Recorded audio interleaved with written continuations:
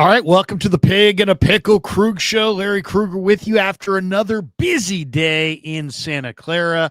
The Niners 2 days away from playing again, licking their wounds on the fly. Will it be Purdy? Will it be Mack? Who's going to be at the receiver position? What was said today in Santa Clara? What the hell's going on with this special teams unit? All right, we got a lot to get to. It's the Pig and a Pickle Krug Show, and it starts right now.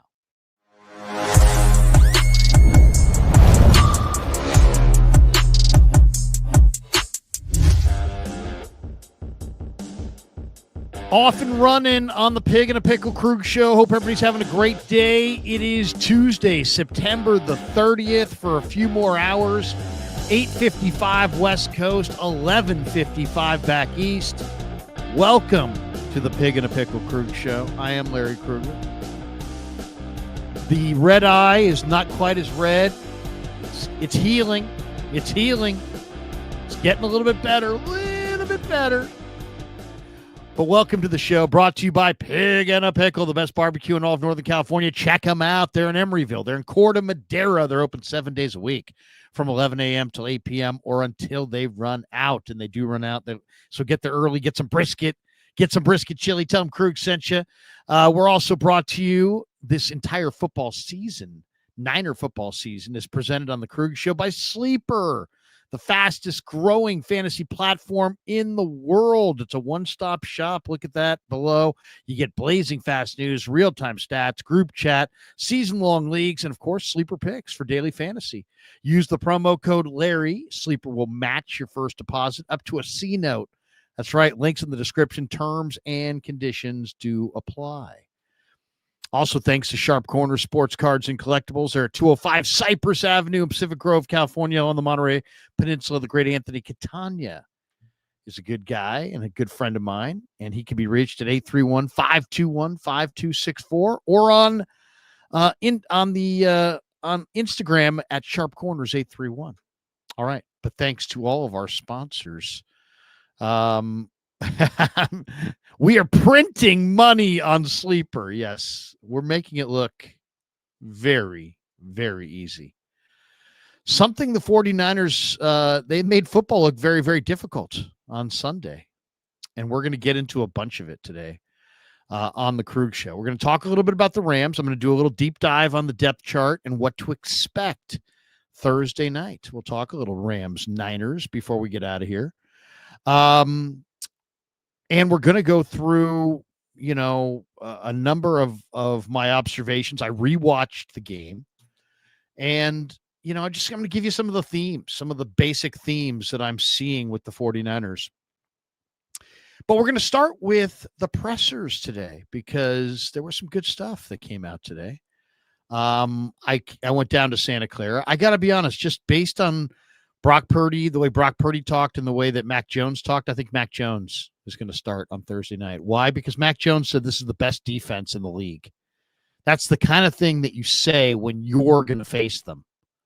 That's not the kind of thing that you say when somebody else is going to face them. He's not trying to give, Brock any he's not trying to basically say, well, good luck to Brock as he takes on the best defense in the league. He knows he's going to start. He's saying he's going to take on the best defense in the league. At least that's the way I took it. Brock said if the game was today, he couldn't play, but the game isn't today. It's in a couple days. So maybe the soundbite of the day was when Shanahan was asked which NFL coach could beat up Robert Saleh, which is the media, we're so mature. We're so mature in who could kick whose ass. Let's start there. Here's Shanahan on this. This is pretty good stuff. Here we go. Pretty important question. What NFL coaches do you think could beat up Robert Saleh?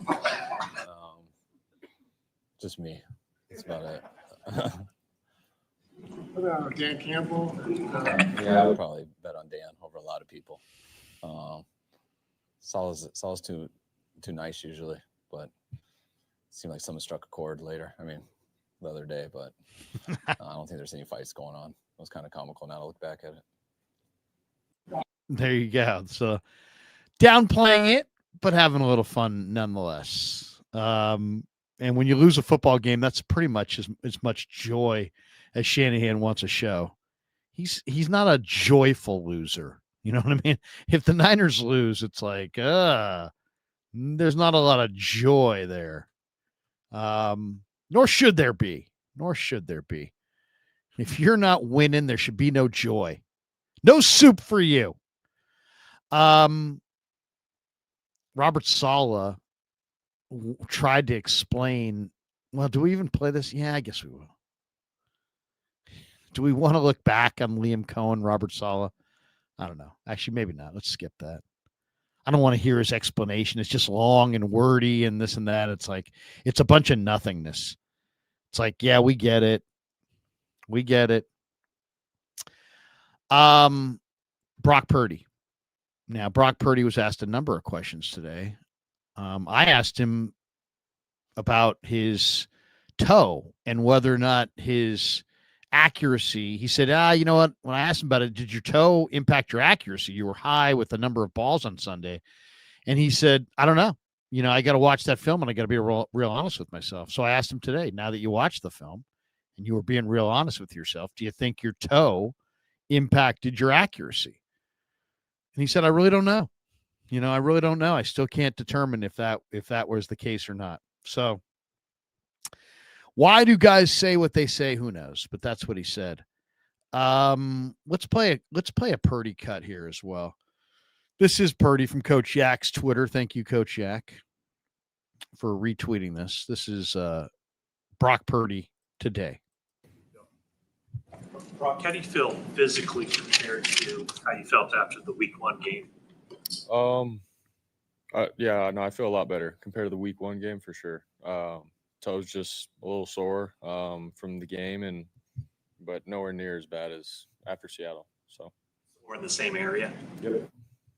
It's just what you expect to have a certain level of soreness coming back and playing on it on Sunday night. Yeah, I mean, it's something that we talked about. Playing might lead to some soreness and stuff. So sort of expected it, but with the quick turnaround Thursday night game and everything, it's it's tougher. They don't have as many days to get right and heal up and feel better. So it's just where we're at.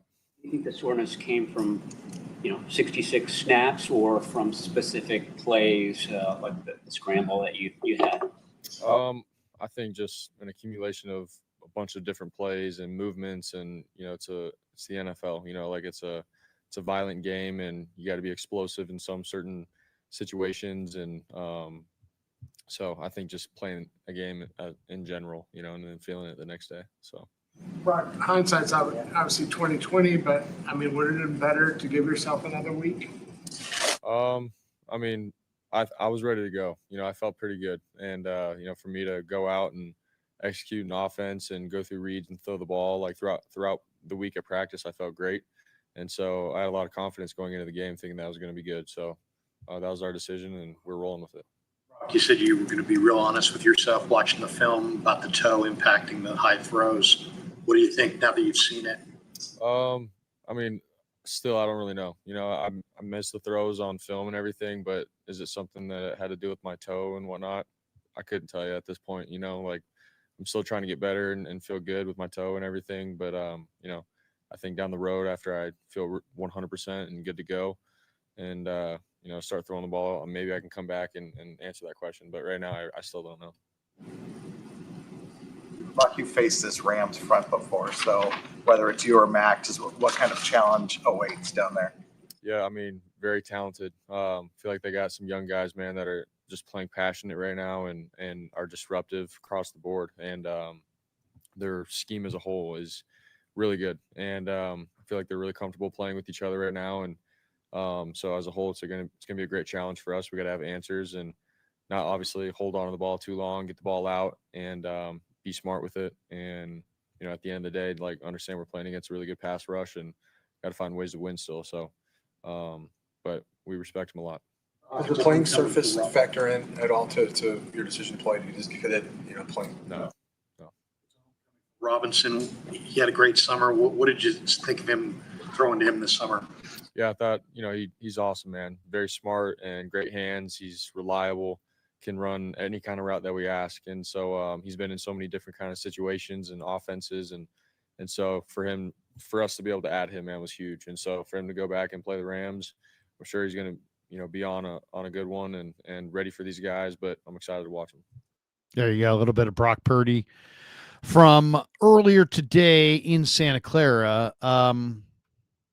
So there you go. You heard my question. You heard his answer. I mean, he gave a solid answer, as he always does, but he doesn't really know. He doesn't really know. And this whole thing, it's like he's got a sore toe, and if he plays, it gets more sore. And then at some point, it's going to be pain that he can't deal with or can't withstand. So, I mean, my whole thing is you have a backup quarterback. Now, if Jones wasn't healthy and wasn't ready to go, that's one thing. But if Jones was healthy and ready to go, I think you got to go with Jones. I mean, these toe things are really touchy. It can get much worse. He didn't move he left a lot of balls high. So obviously it affected his comfort in his throwing, his release point. That's one. He didn't escape at the same speed, at the same velocity that he normally escapes with. That's a big part of his value proposition. That's number two. So, I mean, you got a couple factors at play there. So, that, and then, with Brock Purdy, it's like, how much this is your franchise quarterback. How much do you want to risk here? Joe Burrow's out for basically the whole year with turf toe. So I don't know. To me, it seems like if you didn't have a better option to play, or if you didn't have an option to play a backup, that'd be one thing. But I think you do. And the initial prognosis was 2 to 6 weeks. They gave it 2 and brought him back. I think they let him make the call. But here's the bottom line on this thing. Brock Purdy's a tough guy, and he's going to show that he's a tough guy.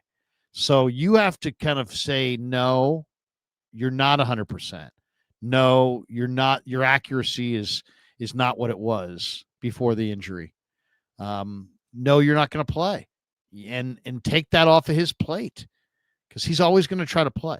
I mean, he's going to try to play this week. He's going to try to gut it out with a metal plate in his shoe and his barking toe, and a bunch of games coming up down the road that are going to be more important than this one.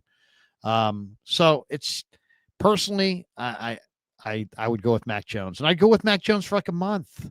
Give this guy a chance to get that thing rested. See if you can get that thing quieted down. And maybe, the big thing is if the 49ers could build up enough wins, it's that turn for home. It's that Thanksgiving and beyond. It's a long year, man. It's a long year. We're not even in October yet. You got all of September, all of October, all of November. And then you get into the nitty gritty of December football and the stretch for the playoffs. And then the playoffs are in January and the Super Bowl's in February. It's like, that's what you want to be after. Those are the games you want to be in. So I don't know. There's a lot of different ways to look at it. Some people would say, hey, play your best quarterback. And if he goes down, he goes down. Okay. But if he's got turf toe and you got Mac Jones right there and he's 2-0, why the hell wouldn't you go to him again? Now, they said conveniently last week that Mac was more hurt than Brock. But I think that's just kind of one of those things you say to get people off your ass.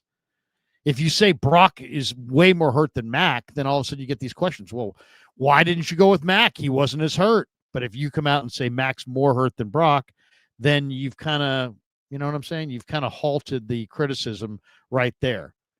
But I'll say this. I watch these guys in practice. And if Mac Jones is more hurt than Brock Purdy, I don't know that the impact of that can be seen. Because Mac Jones, to me, at practice, looks the same as Mac Jones looked all summer. Brock Purdy at practice doesn't look the same as he looked all summer. So that's how I evaluate it. Not what people say, what my eyes tell me. And my eyes tell me that Mac Jones is probably in some pain, but can play through it. And Brock Purdy's playing around pain. And he's not the same player. He's not the same player. He doesn't. First of all, they can't protect him. But second of all, he's leaving throws high. His accuracy is not there. He's not really stepping into his throws. His escapability is muted. He doesn't have the same ability to protect himself. Not the same guy. So then you take away the fact that, the line's not standing up. He's got no weapons. He's throwing to all kinds of backups and this and that. The whole thing is coming apart at the seams. The whole equation is breaking down everywhere you slice it. But I know for that reason, I think I would go with Mac Jones. I would go with Mac Jones. And I know, I've seen it. I've already seen people say it. If Mac Jones starts this game Thursday night at Levi's and the 49ers have some big impressive win, that bingo bango, there you go, big quarterback controversy.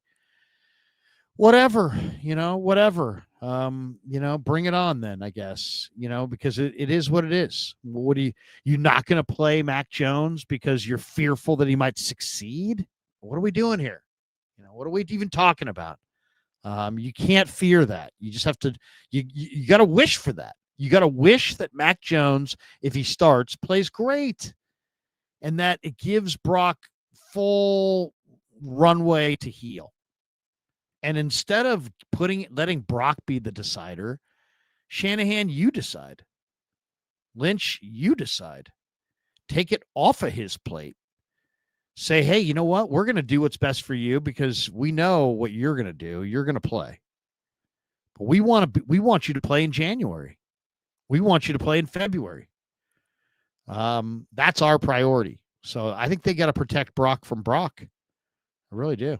And that's to me one of the big things. I mean, it's funny too. At the beginning of the year or in the offseason, I talked a lot about how Mac Jones was like, oh, what a great addition. And I've been proven correct. But my argument was that Mac Jones's presence will bring out the best in Brock Purdy because Brock's so damn competitive. But unfortunately, Mac Jones is just good enough where in this scenario, I think it's kind of bad because I think now Brock Purdy's going to try to play hurt because he doesn't want to lose his job to Mac Jones.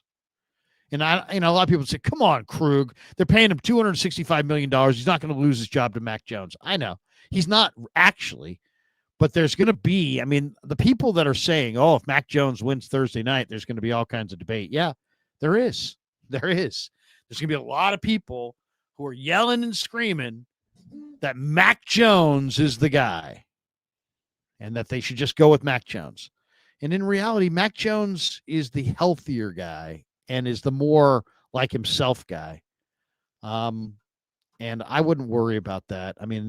That's coming. If you don't want that coming, I can understand why you'd be, you'd want to pause, but I think that's inevitable. I think that part of this whole thing is the inevitable part.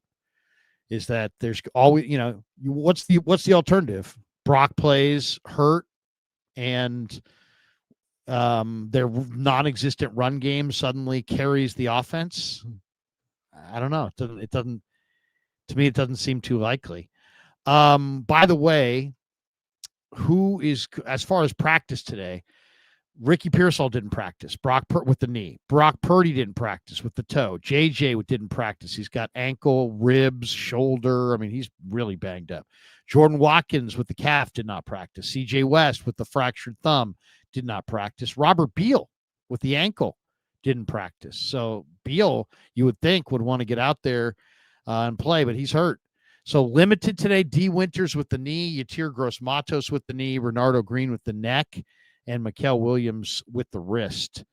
So, and the oblique. He's got a wrist and an oblique. So there you go.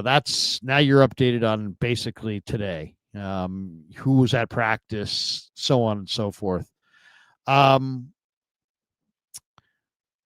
of the other things I wanted to show you was, I think, Barrows. Do I have the Barrows? Where is the Barrows? Barrows put out today. I guess I could just look up Matt Barrows. Type in Matt Barrows. He put out today the receivers he thinks the 49ers are going to play on Thursday night. And he thinks it's going to be here it is. No, that's his practice list. Where is his list of players? How many tweets does Matt come up with in a day? He put out his list earlier. The receivers that he thought we were going to see. I don't see it now. But anyway, it was Sky Moore, Gage, MVS, Bourne, and Demarcus Robinson. And all I got to say is, man, Demarcus Robinson sure as hell better get the lion's share of the targets in this game. If there's no Pearsall, no JJ, you better throw the ball to Marcus Robinson. I mean, he was not hurt. He was not hurt. He was just suspended. So, and he was in camp all summer. So get him out there. All right. Before we go into the deep dive on the Rams and their depth chart, we'll go through their depth chart. I rewatched the game, and let's talk about some of the themes that we saw in this game. I mean, one, the screaming issue, the one that just has to be talked about up front, is that the defensive line without Nick Bosa is not anywhere close to the defensive line with Nick Bosa. The Niners as a D line have 5 sacks in 4 games. 5 sacks in 4 games. And you had Bosa for the first 3 games. Only Carolina, Baltimore, and Tennessee have fewer sacks than the Niners. 5 sacks in 4 games. 11.6 pressure rate for the Niners. 31st in the NFL. It's a team that invested their first-round pick in a defensive lineman, and their biggest free agent offseason signing was a defensive lineman, and their best defensive player is probably a defensive lineman. Now he's out. But 31st in pressure rate? 31st? That's not good enough. They had 5 pressures against Jacksonville. No sacks, no quarterback hits. Bryce Huff led the way with 2. Now, Jacksonville got rid of the ball quick. I'll give them that. And that's what they've been doing this year. They've been getting rid of it quick. They're not giving teams a chance to tee off on Lawrence. Jacksonville had the NFL's 3rd best pass blocking grade for the weekend, 70.3. This is a big game for the Niners defensive line. Why?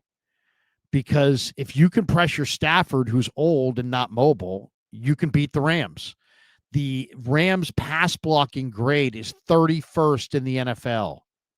They're not a good pass blocking line. But Stafford's got a ridiculously quick release. He's got a bunch of great weapons, including Puka Nacua, who rolls in hot as fish grease. And they can run the ball with Corum and Williams. So their pass blocking grade, though, says that they're not a good pass blocking team. So that, to me, is one of the big subplots to this game, is what do the Niners defensive linemen look like? Mikael Williams played 46 snaps last week, 45 for Samo, 42 for Jordan Elliott, 38 for Huff, 36 for Kalia, 23 for Collins. Gross Matos played 20 snaps. Beal played 12. And Jordan Jefferson got in there for 12 snaps. And I thought Jordan Jefferson, upon the rewatch, looked good. I'd like to see Jordan Jefferson get more snaps. He's a big guy who can really move. But I don't know if there's a solution there. I really don't. They need to go outside this team and add somebody to help their pass rush, because their pass rush is not good enough. And it's not going to be good enough. Okay, so that's number one. That was theme number one. Theme number two is it's time to tighten up the ship a little bit. I mean, let's start minimizing some of these mistakes. 4 freaking turnovers. That's not winning football. 6 drop passes, half of them by Kendrick Bourne, who should retire. I mean, what's going on there? 6 drops? 6 in one football game? You gave up an 87-yard punt return touchdown. 2 long Jacksonville returns on special teams led to 10 Jaguars points. Got to tighten it up. Special teams is a circus. I mean, Brant Boyer, what would you say you do here? I mean, what's going on? All the talk about the special teams, all the endless discussion about special teams this, special teams that, it ain't special. The coverage units are just plain awful. Parker Washington goes almost 90 yards, virtually untouched. People are like, oh, well, there a couple guys got held on the play. So what? You got 11 defenders. Okay, 2 of them got held. What's the flimsy excuse for the other 9 guys? That guy just ran right through the heart of your special teams unit untouched. And it's not like it's accidental. There's a ton of room on these returns. Seems like every return seems like it's like against the Niners looks like it's on the verge of just being taken to the house. I mean, that is bad. I mean, as much talk of they've had this offseason about special teams, and you're making mistakes like 4 turnovers and 6 drops and absolute disaster play on special teams, you're not going to win that way. You're not going to win that way. If Shanahan and Lynch want to win a Super Bowl, they better get it buttoned up quick, because that ain't going to work. You can't be like a third of a team. That's basically what they've been. 6 drops on offense is just that. Come on, you help your quarterback, and your line's not doing it. You're not open. You're horrible in the red zone. We haven't gotten to that yet, but that's number 2. Button up the mistakes or get ready for a long season. Number 3, why can't the 49ers run the ball? I thought Christian McCaffrey was really good. He's rushing for a career low 3.3 yards per carry. He has 0 20-yard runs. Against Jacksonville, he ran 17 times for 49 yards. That's 2.9 a carry, and that's freaking embarrassing. The Niners ran 24 times for 83 yards as a team. Kyle's talking about it like, hey, we just don't have enough explosives. You're just not good enough, period. Explosives or not explosives. In the red zone, CMC is 16 carries for 10 yards. Your O-line is moving absolutely nobody in the red zone. And now here comes LA. They got a really good run defense. They're 10th in the league. They allow 98.5 yards per game. They're 6th in yards per carry allowed. They only give up 3.9 a carry. So Thursday night ain't going to be easy. This is the same LA defense that held Saquon Barkley to 18 carries for 46 yards. So get ready to run into another brick wall. So that's a big one. Why can't the 49ers run the ball, and why can they really not run it in the red zone? 16 carries for 10 yards? That's awful.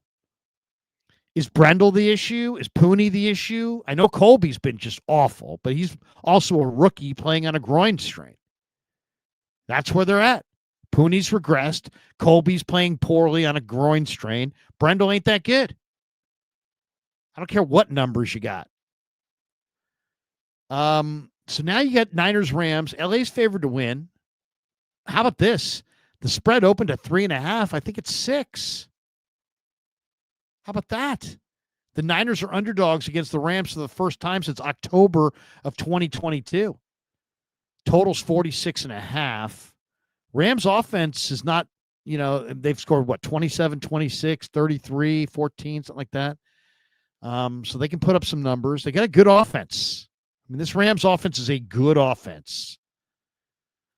They're 4th in total offense. They're a 13th ranked rush offense, but they're the 3rd ranked passing offense. So you got Stafford in the 3rd ranked passing offense, and Puka and Devontae and Tutu and all these guys against the 49er pass defense, which on paper is 6th best in football, but the Niners have no rush. They're 26th in the NFL in sacks, and they're not getting any picks, like 0. That's 30th in the NFL. So this is going to be a huge challenge. Monumental challenge. One thing that has to change is Demarcus Robinson has to play over Kendrick Bourne. Last week, Kendrick Bourne played 44 snaps and had 4 targets. Demarcus Robinson played 25 snaps and had 2 targets. That can't happen again.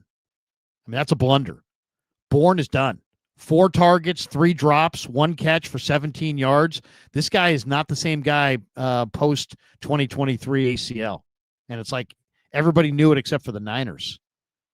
And now we're sitting there going, whoa, throw it to Bourne? Really? Really? Now he's got a good rapport with Mac, so maybe Mac can bring something out of him, but that is not, I mean, he wasn't a great receiver when he was healthy, and now he's not healthy, and he's old.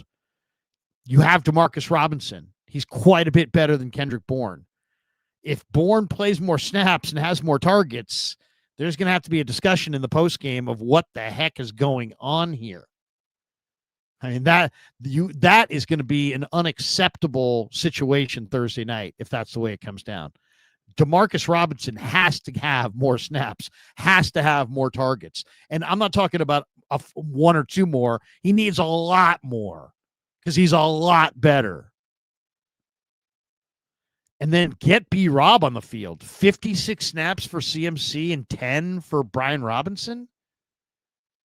I don't understand why the Niners seem like they're disrespecting Brian Robinson. 10 snaps. That's all he gets. This guy was the starter in Washington last year. Get him more involved.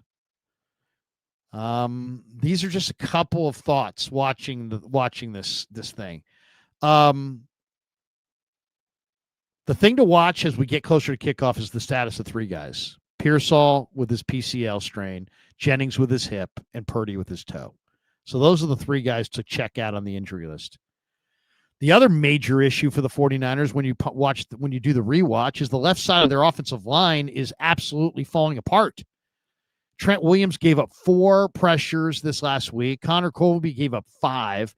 The left side has given up 16 pressures in the last 2 games. Now, Colby's playing with a groin strain and is a rookie, but Trent has got to play better. I mean, that right now, the right side, McKivitz is playing well. Colby and Williams on the left side are not. That's a big one. How does this offensive line protect the 49er quarterbacks? Mac Jones said this is the NFL's best defense. Now when I heard that, I said, man, Mac Jones is playing in this game. You don't say that unless you're going to play. You're not setting up Brock. You're basically saying, hey, I'm going to start and I'm going to take on the best defense in the league. And I'm going to win. I'm going to win. I mean, that's if you're a competitor, I'm sure that's what you're thinking. As bad as the O-line has been, where it's really starting to show itself in a consistent way is in the red zone. 6 touchdowns for the Niners and 14 red zone trips. That's a 42.9 conversion rate. That's 5th worst in the NFL. That's not good enough by a wide margin. Only 3 touchdowns in 8 goal to go situations. 37.5% conversion rate in goal to go situations. That's 4th worst in the NFL. So they're bad in the red zone and they're worse in the low red zone. So this is going to be a really, really interesting game. Now, how can the Niners win? And if you hear me pausing, it's not because I don't have an answer. Of course I have an answer. I wouldn't ask that question if I didn't have an answer.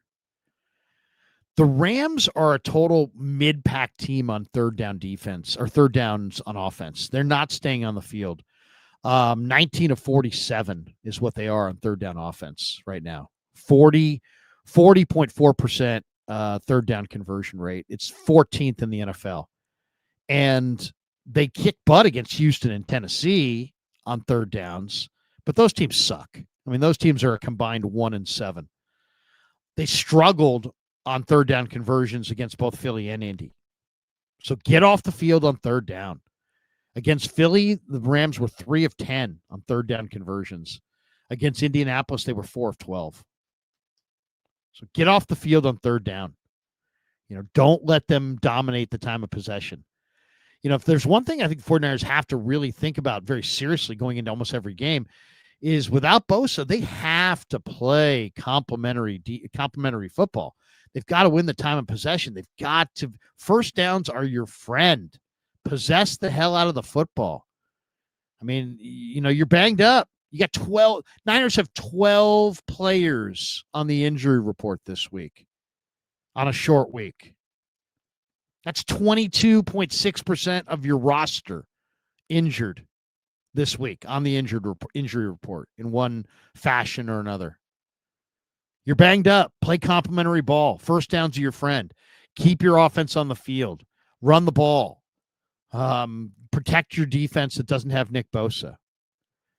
And the biggest thing is, if you look at this Rams defensive front, we'll get into their depth chart here in a sec. They're number 2 in the NFL in sacks.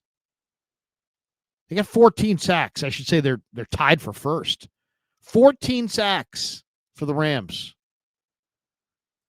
So you got to protect your offensive line. You got to run the ball. You got to stay out of obvious passing situations.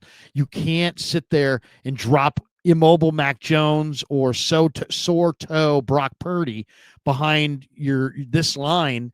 Is like they're giving up pressures on the left side, the blind side for a right-handed quarterback. You can't sit back there and get your season ended because the Rams D-line's too much for your O-line. You got to get rid of the football. That means you got to punt, then you got to punt. Do not hold the ball. Do not sit there and allow these guys to tee off on your quarterback and end your season. You know, the losing to the Rams would be bad. Losing to the Rams and losing Mac Jones or Brock Purdy for the season would be worse. Don't. Why don't we start right there? Don't do that. Don't lose your starting quarterback for the year in this game. Simple enough. What's the key? Don't. Don't do it. All right, let's talk a little bit about the Rams. Interesting team. They added Devontae Adams. You got Puka Nacua. They let Cooper Kupp walk. Stafford didn't play in the preseason. He said he had a back injury. Did he have a back injury, or did he just not want to play in the preseason? I don't know. Didn't play in the preseason. Garoppolo's his backup. Stetson Bennett's the third guy. They got a hell of a little running back in Kyron Williams, the former Notre Dame star. Blake Corum is a tremendous, smart back former Michigan Wolverine. He's really good on the goal line. They have Jarquez Hunter as well, the former Auburn Tiger. He's a really good talent as well. So you've got 3 running backs that are pretty damn good. Higbee's beat up a little bit, and so's Colby Parkinson, the ex-Stanford tight end. So their tight ends are a little dinged coming into this one. Havenstein, the right tackle, is also on the injury report. So, maybe you got a mismatch there. Steve Avila was a little dinged up, but he's ready to roll. He's their best offensive lineman by far. He's the left guard. He's a house. Was great at TCU. And then they've got a really good receiving core. I mean, Puka is aggressive and strong, and, you can hit him all day, and he just takes those hits, and he doesn't try to do too much, but he's really good. He's really hard to stop. I mean, literally Stafford to Puka is like a handoff. It's almost impossible to stop. With Stafford's incredible release and his laser, he can put on a laser show. The guy's got great velocity on his ball. He's got a lightning quick release. And with him in lockstep with Puka, and Puka's running to spots and Stafford's putting it there, it's almost near impossible to defend. What is Puka? Puka is unstoppable on 3rd and 7. Is he going to burn you down the field? Well, this is how you defend him. He's not fast. He ran in the high 4.5s. He's not a burner. You got to hug up on him. You got to take away all the short stuff, and you got to dare Stafford to double move you and throw it over your head. Otherwise, you're just going to die as Puka. They target him 25 freaking times, and he makes 19 catches, and you're just a step behind him, a step behind him, a step behind him, a step behind him. Don't be. Bernardo, Demo, Stout, Luter, they're all quicker and more athletic and faster than Puka Nacua. So don't play off of him. Hug up on him. Take away the short stuff. Don't let Stafford on 3rd and 5 have these little timing routes where he's throwing it. I mean, don't try to sack the quarterback. Also, defensive line's got to know where Puka is. If he's on the right side of the formation, know where he's at. If he's on the left side of the formation, know where he's at. If he's in the backfield, know where he's at. Down and distance. Know you're down in distance. On 3rd downs, they're going to try to play ball control against the Niners. They're going to try to pound the Niners defense into submission in the second half by playing ball control. with all these short passes to Puka, and the Niners won't be able to stop it. Hug up on Puka, hug up on Devontae. When I say hug up, challenge those guys to run by you. Get in their face. Don't give them a free release off the line of scrimmage. Know you're down in distance. Defensive linemen, if Puka's lined up on a 3rd and 5 situation, know you're down in distance. Know they're going to try to throw a hitch. Make sure, or some kind of a slant or some kind of quick game to Puka. Get between Stafford and Puka and get your freaking hands in the air. Period. Know where Puka is. He is the continuity piece in their offense. When they get to 3rd down, they're going to Puka. Know where he is. Get your hands up. Shrink those windows. Figure out the windows that Stafford is going to throw it to Puka, and get your hands in those windows. And for the DBs, no more soft coverage. I was going to puke watching Brian Thomas catch those 5 and 8 yard outs. He caught 5 of them against soft coverage all day. Do not give that away. They'll do that to you all day. They will Puka Nacua you to death. He will catch 18 balls for 195 yards and 2 touchdowns and just sit there with these little rub routes and these hitches and these screens and these. Hug up on him, challenge him to run by you. Get your hands in those windows. Shrink those windows down, and know that Stafford's going to Puka. He is the continuity piece on 3rd down. A lot of teams, it's the tight end. It's not on this team. Higbee's more of a big play guy. Puka is the chain mover. All right. Devontae's great on the back shoulders, and he's really advanced, but I think he's another guy. He can't run by you. Hug up on him. The guy you got to give room to is Atwell. Got to give Atwell some room. He can blow by you. He's got 4.3 speed. You got to give him lots of room. And then you got to wrap against Kyron Williams and Blake Corum. They are hard charging, smallish runners with tons of heart, and both those guys can catch it out of the backfield. So you got to be on the alert for that. These little dump offs and passes to Corum and Williams.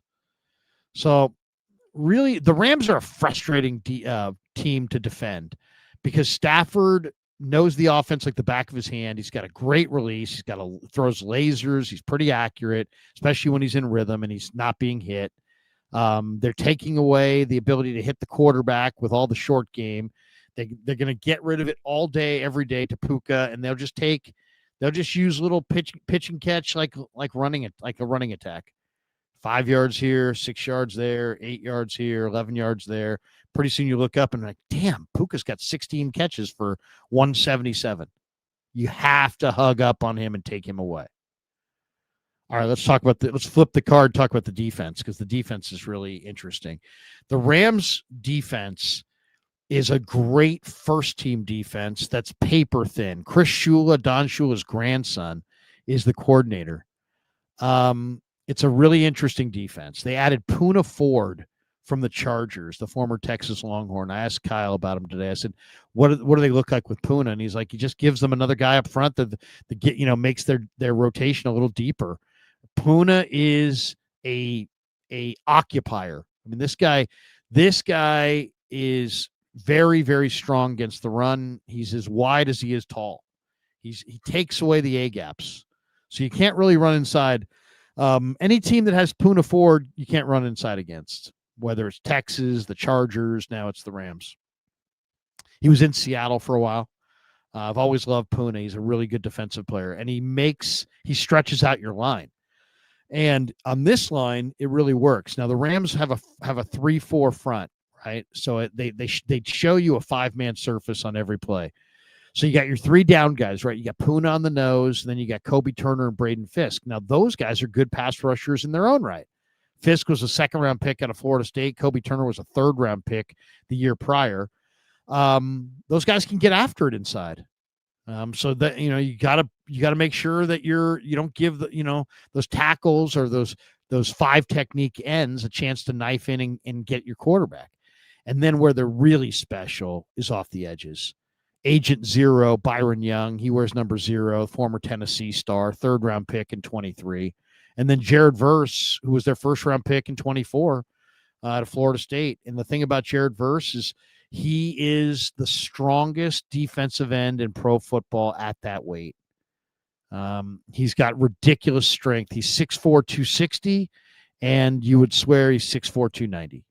I mean, he's just really, really strong. So Verse is an enormously strong right outside linebacker. He'll be going up against the Hall of Famer. And then it'll be McKivitz going up against Agent Zero, Byron Young. So now they don't have great depth. Nick Hampton, Josiah Stewart was their 3rd round pick this year. There's Ty Hamilton from Ohio State, Tyler Davis, Laurel Murchison, Dawan Johnson, who played at Toledo. They're Mr. Irrelevant from a couple years ago. It's not like they have a fantastic starting defense on all 3 levels. Like that 5-man front is fantastic. I mean, that is a outstanding front. You got a dominant nose. You got 2 really good tackles in their super prime, and you got 2 elite defensive ends. And Verse is the star, but Byron Young's had the better start. He's been awesome, absolutely awesome. So they stretch you out. They go after your quarterback. Omar Spates is the athletic linebacker. Landman was a good player. I think he's from Oregon State, came over from Atlanta. Where did Landman? No, where did Colorado? Knew he was a Pac-12 guy. Very productive player at Colorado. But he's not a great mover. And I think Landman is a guy that the Niners could maybe isolate in space and make the conflict defender and try to get maybe Christian against Landman if they could. And then in the secondary, I think this was the surprising area for the Rams last year. They've really got some good play out of a lot of guys. Last year, Keller Witherspoon, I believe.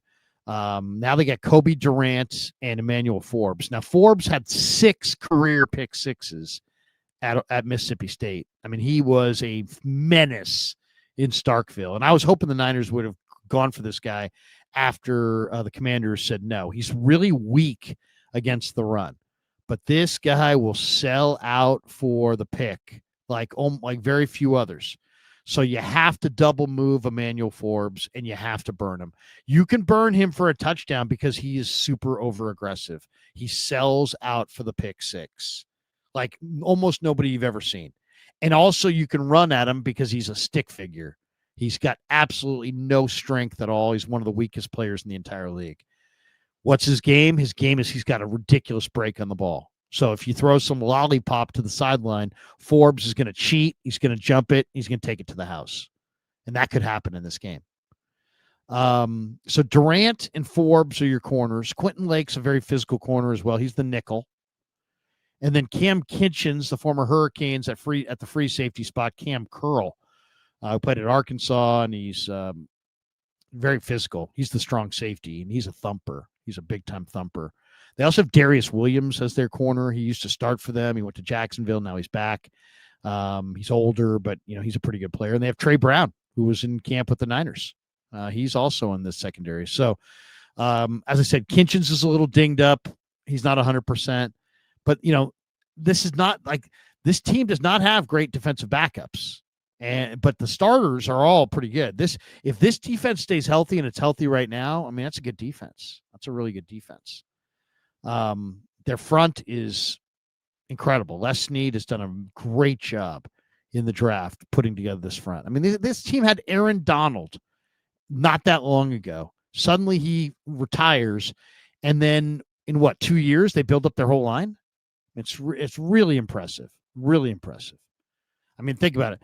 23, they get Agent Zero and Byron Young and Kobe Turner. Okay, that was 23. And then they come back in 24 and they go Braden Fisk. And then they added Puna. I mean, and I should say in Verse. So Fisk and Verse in 24. Young and Turner in 23. And then they added the run stuffer and Puna in the offseason in free agency. And it's a good defense, man. It is a good defense. So it's going to be a huge challenge. It's going to be an absolutely huge challenge. It's a 3-4 defense, but 3-4 defense that has big time teeth, and their defensive line has attitude and swagger, and they know they're good. So it's going to be interesting. It's going to be it's going to be a major, major, major challenge. All right, let's hit a couple supers here. Michael says 49ers could really use Kittle in this kind of a game.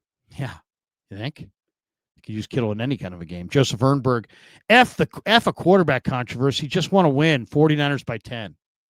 All right, I like that. Ernberg. Someone's hacked your account. Titus Moeller, what do you think about pivoting CMC to wide back? He's a better wide receiver now than a running back. Move him to the slot. He can run a few times and let B-Rob be the RB1.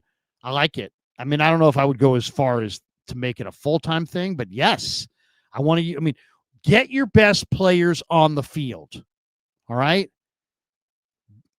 You're giving Brian Robinson barely any run, and you're letting Kendrick Bourne, who's borderline NFL player at this point, get significant run. I mean, guys, what are we doing here? What are we doing here? If you got to have CMC at receiver, then play CMC at receiver. Boxing fan times 4. As of today, what's the trade or trades you make? Well, it's hard to know. I mean, it's hard to say what you would do and what's out there. I would first, and I'm on record as saying I would go sign Mo Kamara off Tampa's practice squad. He's 260 pounds. Loved him at Colorado State. He's a really tenacious speed rusher. I think they need more speed. I think they miss that speed element. These other guys are decent, but they don't have the speed that Bosa has. And so you got to have that edge rusher to spread out the line to make Mikel and Yatir Gross-Matos have more space inside. So I like going with Mo Kamara off the practice squad. It costs you nothing. As far as a trade, it's easy to say Trey Hendrickson, right? Go get Trey Hendrickson. I'd be open-minded about that. I'm open-minded. I think I want a speed rusher though. Carl Granderson wouldn't be bad from New Orleans. Will McDonald IV from the Jets. Seems like the Niners have gone to the Jets a bunch. There's a guy from Carolina who doesn't get a lot of run, but believe it or not, I think he looked great in the preseason to me. Thomas Incoom. He doesn't have to be a big name. It can be a guy that you get for a 5th round pick. They just need more. They need more. They need more help off the edge for sure. Last week was proof of that. Ben Affleck's double chin. Krug, what's the scouting report on Adrian Martinez? Scouting report on Adrian Martinez is that he's very athletic. He has 4.55 speed. He's a really good competitor. He's got high character. He's playing the best football of his career right now. He was good at Nebraska, but then he went to the UFL, and he had a great UFL campaign this year. He was the MVP of their Super Bowl. He's resourceful. He's athletic. Now, he's only been here a short amount of time, so I don't know how much of the playbook he actually knows, how much of the game plan he knows, but he can run. He's athletic. He's not going to wet the bed. I do think he's playing his best ball now. I like him. I like him a lot. I think he's underrated. Now, do I think he's a star? No. Would I start him over Mac Jones? No. But I wouldn't, if you saw him trotting in, I wouldn't say, oh my God, it's not a Josh Johnson situation where it's like, oh God, this game's over. No, I think Adrian Martinez will play decent football. And I think he can do some things. There's a lot to like about Adrian Martinez, in my opinion. All right, that is pretty much going to do it for us. Oh, by the way, I don't have the cut from Robert Saleh, but I asked Robert Saleh today about this play, and now Baldy called out the Niners defensive line. It was pretty brutal, actually. And I asked Saleh about this today. I'm going to play you what Baldy said, and then we'll react, and I'll tell you about Saleh. All that chirping after the game is just meaningless. But you want to know what is meaningful? This play. Like, this is a problem. All right? Trevor Lawrence has perfect protection. He wasn't sacked. He wasn't hit. And then he makes his check down here to Travis Hunter. And Fred does what Fred does. He comes and he punches the ball out. And the ball's right there on the ground. Here's the 49ers defensive line. This is the 49ers defensive line. Not one guy is pursuing the football. The entire offensive line of the Jags beats them to the ball. They're not even moving. And you wonder if they're going to miss Nick Bosa. That's 4 loafs on one play by the defensive line. All right. So I asked Saul about it today. I said, hey, Baldy called out your guys and said you guys were loafing on this play. And you know what? He knew exactly the play, exactly. I mean, I described to him I said, hey, on the Warner forced fumble. But you could tell by his answer, he had studied this play intricately. Okay, so Lawrence is there. He throws it to the receiver underneath. Here comes Fred. He pops it out. There's one. If you move a little bit, there's four Niners all right there. Okay, 1, 2, 3, 4. The ball's sitting right there.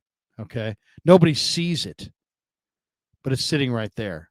But you got 4 Niners in the area right there. And then here's the Jaguar offensive line. They were on this side. They kind of finished. So see how they're all closer to the ball? So, and then you have the Niner young defensive line who came out, and then they're kind of looking to their right, and all of a sudden the ball's on the ground to the left. And it wasn't like they didn't take any steps over there. They just got beat there by the Jaguars offensive line, who are all in the dead sprint over there, or there's 4 of them. I guess 4 of their 5 offensive linemen are sprinting towards it. But it wasn't like nobody moved. You got Gross Matos, Kalia, Mikkel. They're all moving towards it. But I mean, one, you're not going to sprint 10 yards when you have 4 guys around the football. One of these 4 guys most likely has got to get it, right? And what your guys are all over here. So Saul, when I asked Saul about it, he's like, look, you could say that on any one play. And I saw the way it came out and the way the ball came out. And he said where the defensive linemen were and they just got to, and he defended his guys basically. He said they weren't loafing. And I love Baldy. I don't know if I would call this a real loafing situation. This is not Chase Young in the NFC Championship game and Kevin Givens. This is not that kind of loafing. First of all, there was way more way more at stake in that game, but also that was true loafing. Letting Jahmyr Gibbs just run through your defense. This is a play where your defensive line's all over here on this side of the hash mark, and this ball gets fumbled on the other hash mark. And there's their whole lines, So Saleh defended his guys, and I kind of agree with Saleh. I don't think it was loafing, and I think Baldy may have called that one out wrong. And it's like Baldy's out to get anybody. He's not. But if you're gonna say that guys loaf, it's got to be like no doubt. You know what I mean? That's calling somebody out. That's like saying that the guy who's at the bank, who's the teller somehow took a 20 and put it in his pocket. You don't say that. You don't say that unless you see it. Okay. And you don't say somebody loafs if you're just not absolutely convinced that they were. And I thought he may have overstepped there. And I love Baldy, and Baldy's got a good heart, and Baldy's a real football guy, and he's given his opinion. That's fine. But I think after listening to Saleh describe it, I kind of agree with Saleh. I don't think those guys were loafing. And Saleh says he likes how hard his young defense plays, and he believes that their culture is bring 11 hats to the ball, and he believes his guys are gonna play. So I thought that was kind of a big moment. I mean, it's week 4, but if you didn't like it, I think he would have said something about it. I think he would have said, "Hey, man, I didn't like that. Our guys have got to go harder." Whatever you're going to say. But he defended his guys, and I think he was right too. So I thought that was kind of interesting. All right, that's going to do it for us. Thanks to all you guys in the chat here. Do we make sure we got all the supers? Yeah, the last one was Adrian Martinez. I'm back with you tomorrow night at 6:00 for Niners Nightly. Greg Beacham's going to stop by. Rams beat writer is going to stop by, and we'll talk a little bit about the Rams and what he expects to see on Thursday night. So we'll do that tomorrow night at 6. on the Sports Leader. So join me tomorrow night on the radio. Have a great night. Thanks. We should also tell everybody that we are brought to you by our good friends at Habbas Law. And I'm a big fan of Habbas Law. They're a new sponsor of the Krug Show. There is their rap, 1-800-INJURED. They will fight to make it right. Habbas Law, Omar and Tarek Habbas, they're great guys, and they're now proud sponsors of the Krug Show. And we just had a call the other day with Omar, and Omar's just a great guy. I mean, he really is. They care a lot about their community. They care a lot about being rooted in the community. They're not slick out-of-towners looking to roll in. They're rooted very much in Northern California. So check them out. If you're in need of someone in your corner, man, you want a good attorney, and call the law firm that the insurance companies hope you never call. And that's Habbas Law. They will fight to make it right. Visit them on the web at habbaslaw.com, HABBAS law.com. 1-800-INJURED is their number, and they will fight to make it right. My dad was an attorney. My brother is a judge. My sister's an attorney. My dad always used to say, hey, the difference between success and failure is having the right attorney. And there's no question. Habbas Law, they're the right attorneys. 1-800-INJURED. They will fight to make it right. Anyway, thanks to all of you guys. Thanks to Pig and a Pickle for being the title sponsor of the Krug Show. Thanks to Sleeper as well for sponsoring the Krug Show. And we're having a ton of fun on Sleeper, and we're killing that every week. So get in there, make a lineup, and win some money. Kevin and I have done it 4 weeks in a row. And thanks to all of you guys for supporting the Krug Show. See you tomorrow. Yeah, never met a man I've been scared of. Careful.